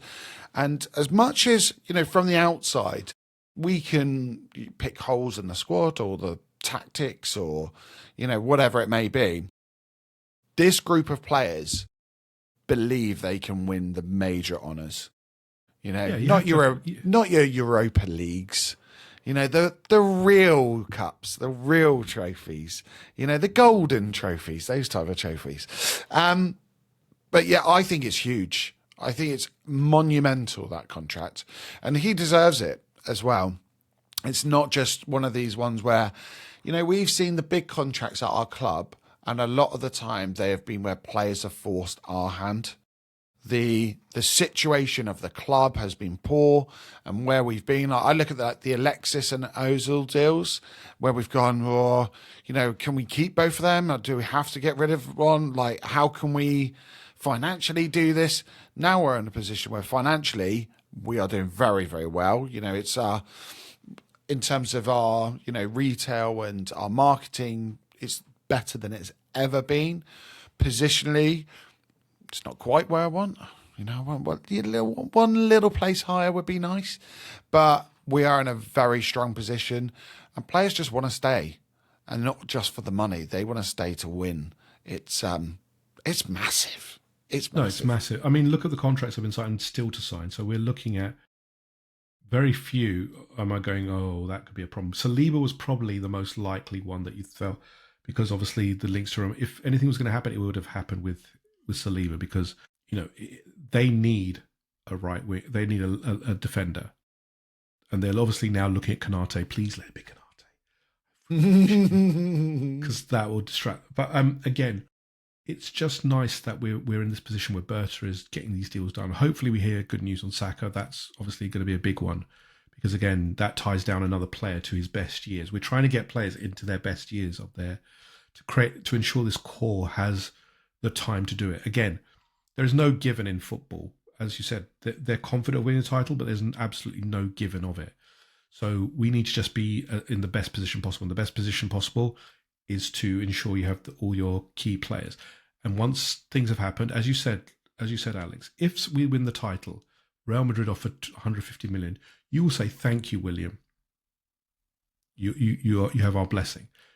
That's absolutely fine. But he does. I think these players want to win the title. They know what it would mean to the club. If they won the Champions League, look, I'm actually going to say, if they won the Champions League, that'd be bigger than the PL, because that's something that no one else has ever done in Arsenal history. That's the difference. Yeah, it'd be monumental, wouldn't it? I just had a little look at contracts remaining at Arsenal. I wasn't going to do this, but thought I might as well go on to it. In terms of 1 year remaining, we've got Zinni, technically Hincapié. Zinni's gone. We know that's going to come. And Trossard, and I think Trossard will leave as well. It is what it is. I presume Max Dowman will get a professional contract as well come this next summer. I think that's already done. I think that's pretty much there and there. 2 years, we've got Jesus, who I think, he'll be out of the door as soon as he can walk out of it. Bukayo Saka, and as we've kind of mentioned, he'll be signing a contract. Martinelli is an interesting one. Christian Norgard, who I think we all know it's a short-term contract, it's a short-term deal. The idea is that we're going to, move on. And then you're looking at the 3-year deals. So Kai Havertz, Martin Odegaard, Declan Rice, Ben White, Marino, Raya, Timber, and Kepa. So it is that kind of that next tier of players that you go, okay, this is the guard that have been there for a little while now. And none of them would I say, oh, I worry about them leaving. No, it's more a case of we want to let you go, not your you're dictating terms to us. And if any of them were kind of saying, oh, I don't know, or I'm not getting that much game time. So I'm looking like, say, a Ben White. If he's looking and going, well, I'm not getting that much game times. We can get great money for a Ben White. We can get great money for, say, a Kai Havertz, or there is rumor. Look, there's talk of Kai Havertz wants to go back to Germany at some point, which is fair enough. He's been in the Premier League for a while, and maybe he doesn't. Again, Gyökeres may turn out to be so good that he says, "Look, I'm not going to be the first choice," and fair enough. That could happen. But if you look at a mainstay player who's guaranteed a squad place, Declan Rice, that has to be tied down definitely at some point. I feel Timber. He might be done. Yeah. I think he might be one in the background. Yeah, Timber as well. That has to be done because he's the best right back in the league. There is no two ways about it. The best right back in the league, one-on-one defending, unreal. But again, we're dictating the terms. It's not the case. Look, you look at Martinelli. Are we in an urgent spiral to get him? No, we'll probably offer him terms. If he doesn't want to accept, then we probably will move him on just to get the money. But again, it's more of a case of Berta is very good at executing what needs to be done. I've seen it now. We'll find out from the Bukayo Saka deal. If Bukayo Saka signs a 5-year deal, and I don't know what it is, again, I have no inside knowledge. I think it will be a 5. If it's a 5 with his agent, because his agent has been a thorn in the side, it's like we have with Ethan. But if it is a long-term contract, that's massive because you're tying again someone. Maybe like a 4+1 or something. 4+1 is still very good because again, that's keeping him for his best years. So again, you want to retain the core as much as you can. The Declan Rice's. Martin Odegaard's an interesting one as well because again, is it necessarily a given? He's the captain, but it depends on him this season because if he proves integral again and back to his best form, then you have to say, yeah, you're going to offer him a new one. But if Eze keeps performing as he has done and delivering in games, you go, there's a discussion to be had. So again, look, there's nothing after Saka. It's not supremely urgent because the ones that are Zinni, done and done, went out the door. Thank you, goodbye. Your children will be happy to see you play every week now. I love that little dig there. Hey, look, this is what it is, but yeah, no urgency. But the other ones, Tim Lewis leaving, I think is an interesting one because, and sorry to. But Tim Lewis was a surprise because I don't think anyone saw it coming, and he has been an integral part of the leadership. But obviously, what's been said is that he was quite a spiky character in the background, and there was a quote. I think it was from The Athletic, and they said he didn't get on with anyone. I thought, what? Like that's quite a statement to say about someone that he got on with. No one. I mean, I'm not. I can't say much with my receding hairline, but he's that's not a hairline I'm going to miss. I'll be honest with you. Yeah, he's but it's hard, isn't it? We don't really know everything that goes on at the club, and there was rumours that he was the person that actually said, "Get the deal done for Eze." Let's spend the money. Let's do that. I've heard that. And then at the same time, I've heard that he was the frugal one, the one who wouldn't release the purse strings, the one that was saying, no, actually, we can't spend this money on this player. We can't spend money on that player. We've got to keep to a certain spending for the summer. That's gone out of the door, out the window now. This summer just passed. I can actually say it was an unprecedented summer. How many times have I wanted to say that? But it was. And to be fair, he was there for it. Now, whether or not that's the reason he's left is a different matter. But yeah, the one thing that's come out, though, is he was the one who pushed the Eze signing and Richard Garlick wanted to put the brakes on it. That doesn't bode well for the future, which is a concern for me because I think Eze, look, all fans were clamouring for Eze. And when it happened, everyone was overjoyed. But Garlick is, by nature, quite a pragmatic executive from what's been told. So I have concerns there. I think the other appointments, the changes in the board are purely for the business side of apart from what's his name, Ben White. What's his name? I can't remember. David Beckham's best mate. I can't remember his name. Is it Whittam? I don't know. I can't think now. Let me just check what his name is. Yeah, a little look. Yeah. Ben Winston. Ben Winston, that's it. Not Whittam, Winston. Yeah, that'll be an interesting one. But he's someone that he's got very good connections, and I know our NBC contract runs out in the next 2 years. So I think it's probably a wise decision getting someone that understands American networking. Well, it's also I also think that as well Sky as well is going to be. It feels like it's going to be the last Sky contract. So you definitely want to have someone who's very familiar with TV and streaming services to be in the room around the what options are available. But obviously, the other appointments are specifically directed at the infrastructure and financial side of our thing. You've got someone who is very good at cost effectiveness. Someone who I think Mali, who was heavily involved in the SoFi Stadium building, and there's rumours obviously that we're looking to renovate or upgrade the Emirates. So these ones have been brought in tactically to progress the club, and there's nothing wrong with that. I just hope that we don't lose the impetus that we've got on the playing side that we've had for this in this. I think Berta's probably had some kind of assurances of what he could do. To me, outside looking in, he's someone that, prides himself on his reputation and the deal he can do. And if there was this kind of almost, I don't want to say a slump, but we've seen it before with, under Wenger when we moved to the Emirates and the amount that we could do. I don't think Berta would allow that. And I think we'd probably hear about it quite quickly. I'm hoping it's just, it's something, long term they're looking at it and what commercially can we do to benefit the club. I think it's hopefully something really positive for us. Yeah, we have to maximise. Look, the fact is Man United are still the biggest club financially, even though they're so poor. But we need to do better in terms of maximising I've always said we don't maximise our commercial strength enough. We've got, I call poverty deals with, lesser brands that we should be, realistically, we should be at the top echelon of the brands in terms of deals, etc. And that's where we should be. But have we done that? Not really. I think we need to. A bit off topic. I mean, not completely off topic. Wouldn't it be nice if we just had, like on the Arsenal website, if we could just watch every game, just pay monthly and watch every game?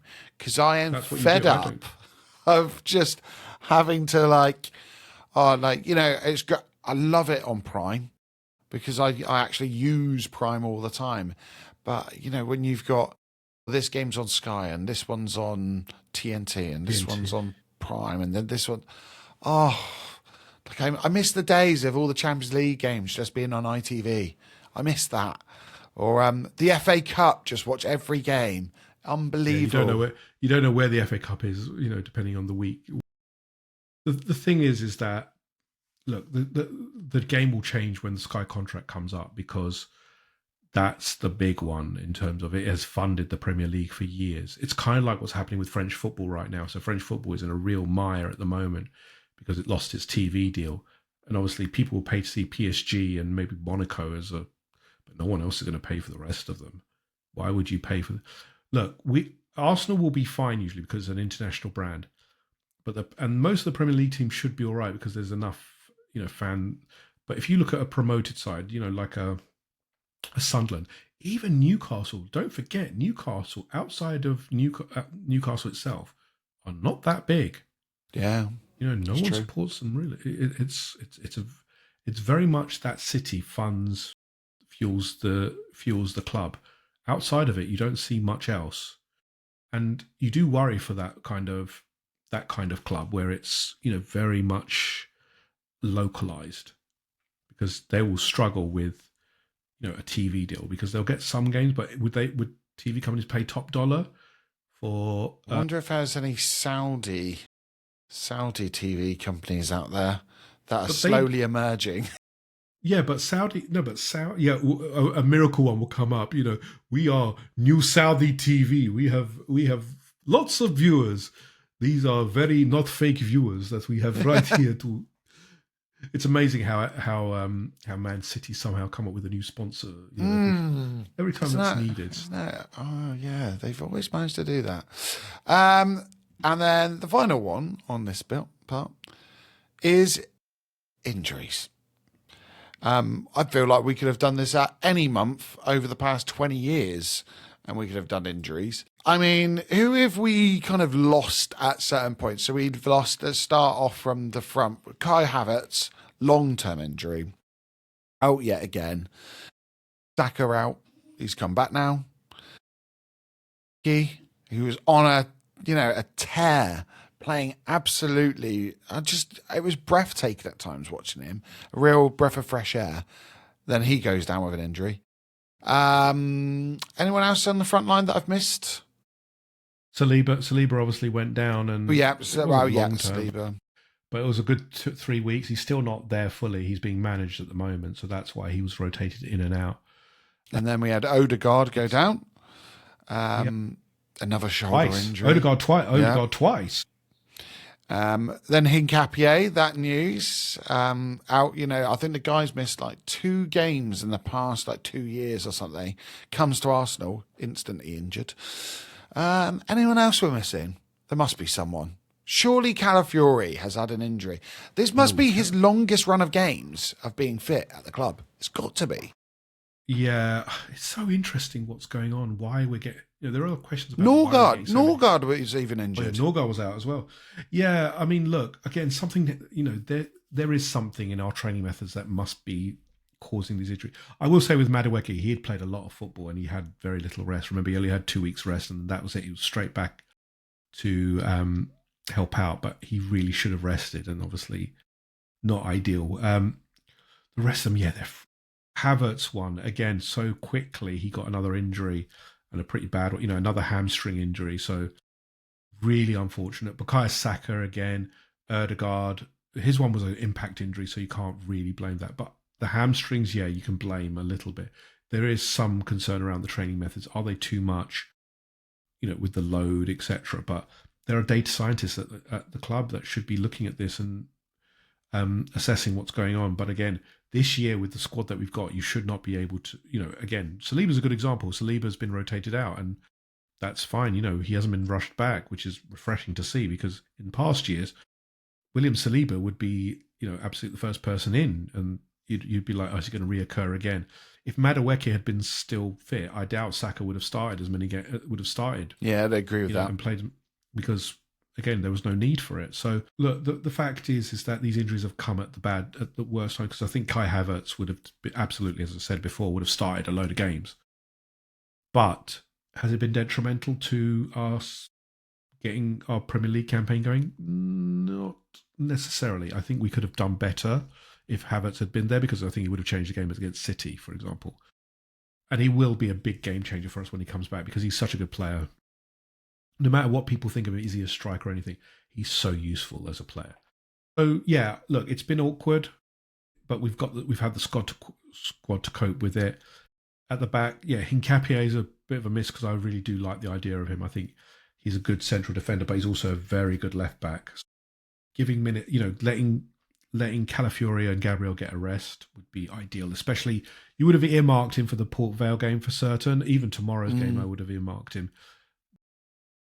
It is what it is. They all will get games. This season's too long for it. They will get games. And then we have got, before we start doing our ratings for this month, so our final section here is August and I guess September, Player of the Month. So I know Calafiori won a Player of the Month. Is he Player of the Month for you or is there someone else that you think really deserves it?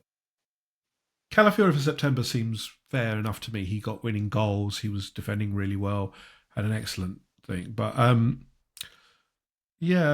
think he's deserved it. I think he has. I think that the last game was pretty much his poorest performance. Madueke had 2 games where he looked decent. There are some players who had okay ones, but Calafiori on the whole has been excellent in all the games apart from the most recent one. Yeah, I'd agree. I think he's really stepped up. And Miles Lewis-Skelly was fantastic last year. Like, he really was. He gave so much to our midfield, but Calafiori is almost, dare I say, he's our biggest maverick. Is he above Eze? I don't know. I think Eze is probably our biggest maverick. He's a difference maker. He can be a difference maker, but he's also been very solid. I mean, look, he went against Salah, who is the best right winger in the league by stats, and he kept him quiet.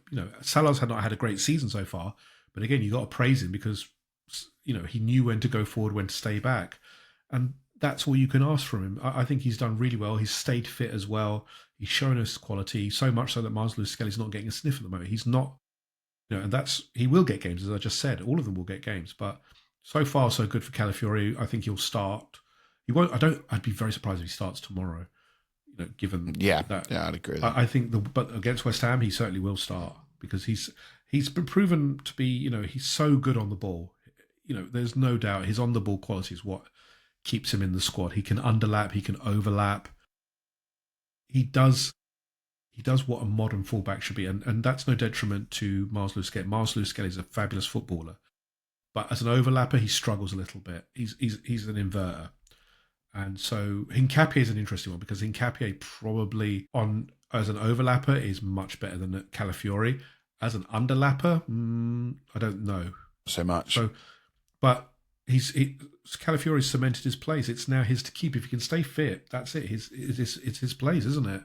Yeah, 100%. He definitely helps with the shirt sales as well. And hair products as well. L'Oreal, my word, they love him. Yeah, at some point, surely Arsenal are going to put out some headbands. They're going to put out, they've got the L'Oreal Calafiori special. I'm worth it. That's what we're going to start sell LV in the club shop. I don't need up with all these anymore. marketing campaigns.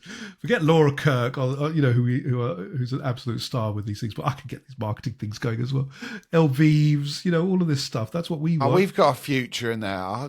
Anyone from Arsenal that's watching this, you know where we are. And apparently, for £10, then Yeambele will help you with all your marketing. That's all it costs. Exactly. I'm shameless. Total shamelessness. And finally. So we've gone through all the sections tonight. Guys, if you've been watching and you have got this far, 1 hour, 40 minutes, please make sure you like the channel, subscribe. Make sure that you go to Red Lions Half Spaces and the Latte Firm as well for Yem. But before you do that, you need to listen because we are going to rate this month. On an ABCD. I've left out D because I don't think we need it right now. Okay. Where would you rate this? So putting everything into place. So the injuries that we've had and our ability to kind of get past them, the shock change to the boardroom, the results themselves across the Premier League, the Champions League, and the Carabao Cup. Like, how are you feeling right now? Where would you say we are? Do you get pluses and minuses in this one? Yeah, we can do pluses and minuses. I'd give this a B+. I wouldn't say it's A yet because I think if we'd won against City, it would have been an A for me. And, if we'd beaten Liverpool, it would have been A+ because you've won all your games. I think we have done very well to come out this period with the points that we've got. You've got 4 wins, draw and a loss. With that kind of schedule is an excellent return. And then hopefully tomorrow we get another win with Olympiacos. And then Champions League, Port Vale, we've both won. That's the only reason I've downgraded this because, again, Liverpool, we should have got something, I think. I think, again, we were too conservative and I think we could have won that. And as I said, 45 minutes wasted against City, we should have won that game, if I'd be very honest, if we'd gone for it. So B+ for me, I think we've done really well. I think we can do even better by destroying teams, but for that period, it's a great start. Annoyingly, I hate this. I'm going to agree with you. Like I wanted some kind of, no, it's you going, no, it's an A. I completely agree with you. Like you hit the nail on the head, mate. The Man City game was so frustrating because we genuinely could have got more. The Liverpool game, a moment of brilliance. It's not like we were played off the park at Anfield, and it's one of those things. Unfortunately, it's going to always, it's hairline just getting over the edge, and it could have gone the other way. We could have got a corner at the end, and we could have, got over the line that way. And to look at the amount of injuries to key players that we've had, like that Liverpool game in isolation, like. The fact that we were missing so many players, and then Saliba goes off in 4 minutes. You think, could anything else go wrong? And exactly, it's not like it's open play, and they've torn us apart. We kept a lot of their players quiet. I look at Salah, quiet. Ekitike, who was on a good run, had a great pre-season, exactly. Quiet. It took a beauty of a free kick to. Get them over the line in that game. And yeah, it's fine. You know, we've won our other games. We're through in the cups. Job done, really. I think all in all, B+. Yeah, I'd agree with you. God, yeah, and look, no, but again, for that kind of period where it looked a very tough schedule, we've done pretty well, and that sets us up for this next period. It's this next period that I think we need to maximise. The West Ham this weekend, we lost that game. I keep going back to it. We lost that game last season. We cannot accept that this weekend. It's you start winning these games and winning them well, because these are the games that we lost. The Fulhams, the West Hams, the Crystal Palace. Crystal Palace are a very good side, so don't take them lightly. But we need to win this. This weekend is a litmus test for me. Not for, the squad is very... It's when you're coming up against awkward customers who are going to make it awkward, and will make it awkward this weekend. But even if we got Champions League, we should be winning it and winning well.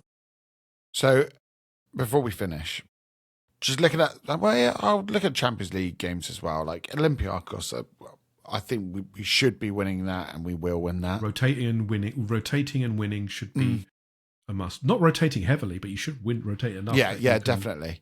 And then you've got West Ham, Fulham, Atletico Madrid... Like, in that run, they are 3 teams with good physicality that are able to make it really difficult for us.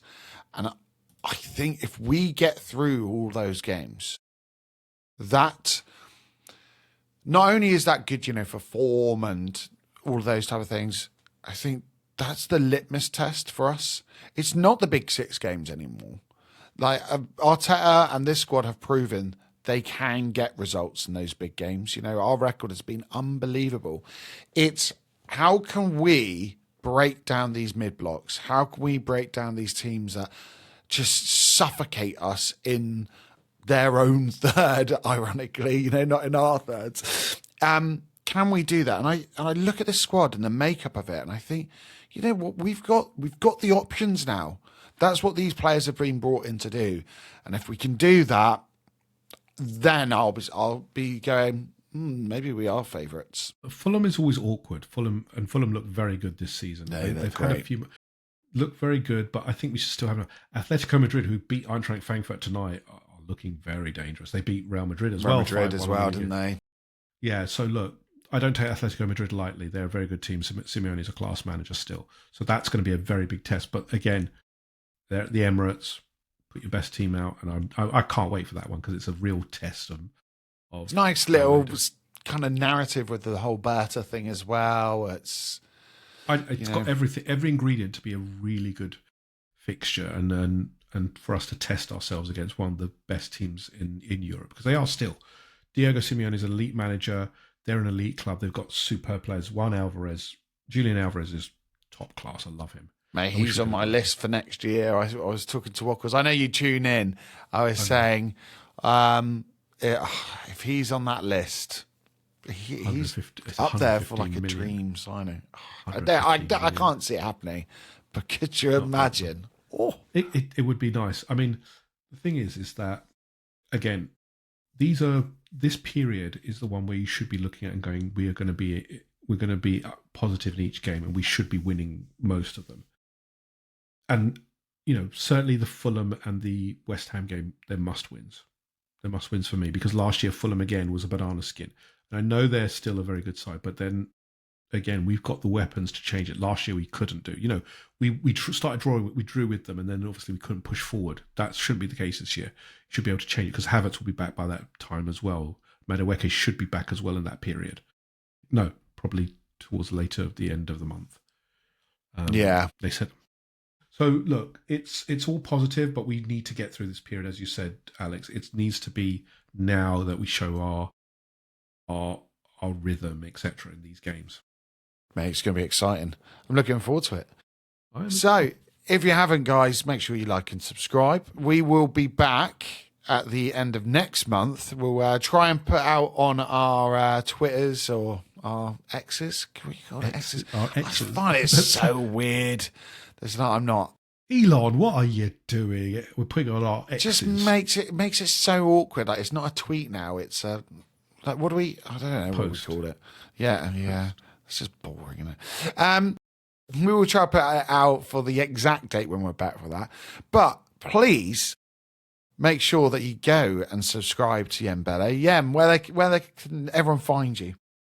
They can find me at Verge59 on X, my X profile, which sounds really odd again still. But you can also find me on the Red Lines Half Spaces podcast. We just dropped our latest one yesterday. Actually, this morning. Sorry, I forgot this morning. We recorded this morning and dropped it this morning around our review of Newcastle and looking ahead to the Olympiacos game. Do check it out. We try and publish twice a week. And then you can catch me on the Latte Firm every Friday night, the Late Night Latte. So, yeah, that's where you can catch me. And make sure, give us some suggestions about the title of this little series. We settle on a name internally, but whether it sticks or not. Yeah, we'll wait and see. And let us know, what would you rate this current month? We've given it a B+. Let us know, is it an A? Are we being harsh? Are we being a little bit soft? Going, we've had a loss and a draw. It's all D's across the board. But let us know, everyone. Thanks for tuning in, and we will catch you. Well, I'll catch you all on Friday, but we will catch you next month for the next review. Cheers now.